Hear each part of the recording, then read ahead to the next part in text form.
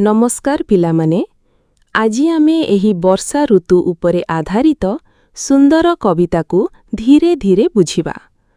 मु प्रथमे लाइन पढ़िबी तापरे सहजरे एक्सप्लेन करिबी। ध्यान सहित सुनंतु। एमंत ग्रीष्म काल गला वर्षा ऋतु प्रकाशिला। एही लाइन रे कवि कहुछंती जे ग्रीष्म ऋतु शेष हेला एवं एबे वर्षा ऋतु आसिला। गरम परे थंडा और शांतिर ऋतु आसी थाए जहा सबुंकु आनंद देई थाए। सकाळ ऋतुंकर सार शस्य संपदा महीपुरा। एठी कहुछि जे सबु ऋतु मध्यरे वर्षा ऋतु बहुत गुरुत्वपूर्ण कारण एही समयरे फसल भलरे उत्पादन हुए एवं पृथ्वी संपूर्ण सबुज और समृद्ध हेई जाए। मेघे मिलिले शून्य पथे बिजुली शब्द संगते। एही लाइन रे मेघ आकाशरे जोरी जोरी हेउछंती एवं बिजुली चमकुछि गर्जन शब्द सहित। एहा वर्षा आसिबार सुंदर दृश्य। महीमंडल दुख चाहि जल छाड़िला तोष होई। पृथ्वी दीर्घ समय धरी तापरे दुखी थिला। एबे जेबे वृष्टि पड़ुछि पृथ्वी संतुष्ट हेई जाउछि एवं तार दुख दूर हेई जाउछि। घोर सबदे मेघमाला गर्जियणा बरसंती जल। एठी मेघ जोरे गर्जन करी जल वर्षा करुछंती। एहा प्रकृतिर शक्ति को देखाउछि। प्राणी जीवन जल राशि करुणा चित्तरे बरसी। एही वृष्टि समस्त प्राणी मानंक पई दया परी।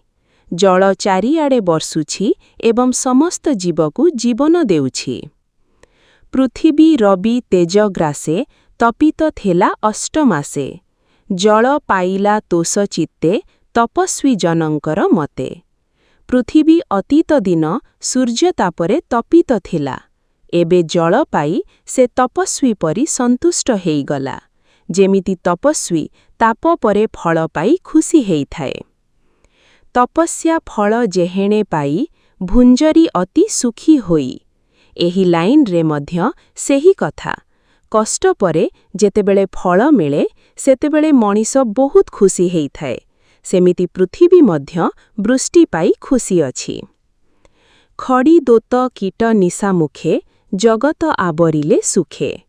राति समयरे जुग्नु बा खड़ी दोत आलोक देउछंती एवं प्रकृति सुंदर लागुछि।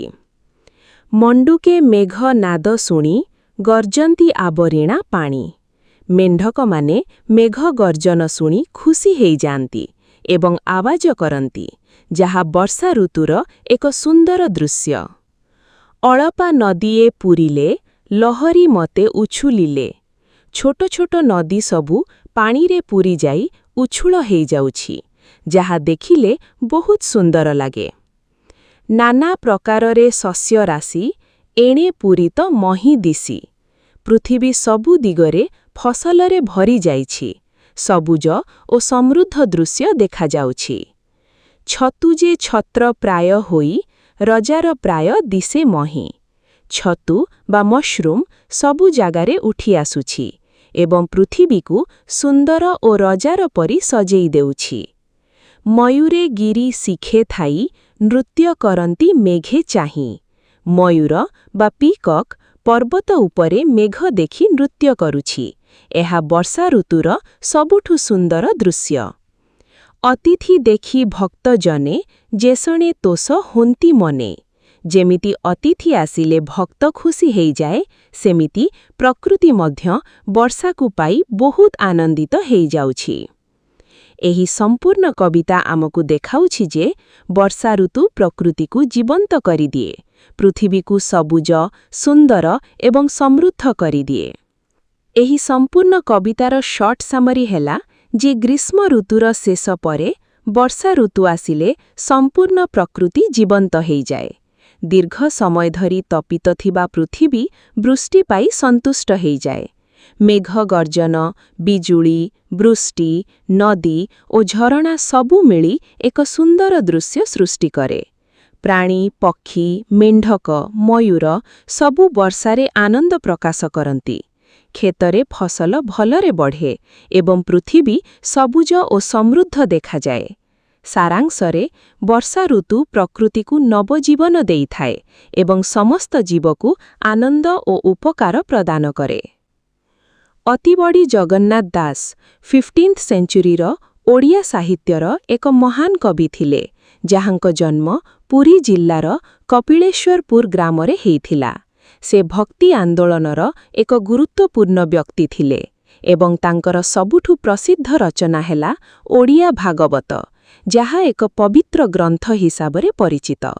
ତାଙ୍କର ଲେଖନୀ ଷ୍ଟାଇଲ ବହୁତ ସରଳ ଓ ଭାବପୂର୍ଣ୍ଣ ଥିଲା, ଯାହାଦ୍ୱାରା ସାଧାରଣ ଲୋକମାନେ ମଧ୍ୟ ସହଜରେ ବୁଝିପାରନ୍ତି। ବର୍ଷା କବିତାଟି ତାଙ୍କର ଓଡ଼ିଆ ଭାଗବତର 10ମ ସ୍କନ୍ଧର 21 ଅଧ୍ୟାୟରୁ ନିଆଯାଇଛି।